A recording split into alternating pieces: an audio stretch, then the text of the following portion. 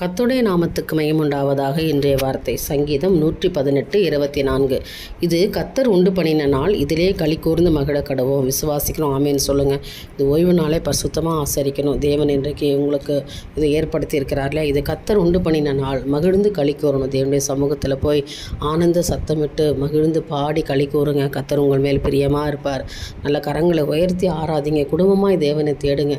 உங்கள் பேரில் தேவன் பிரியமாக இருப்பார். நீங்கள் மனமகிழ்ச்சியோடு தேவனை ஆராதிக்கிறது தான் கர்த்தர் விரும்புகிறார். அதை இன்றைக்கு செய்வீங்களா?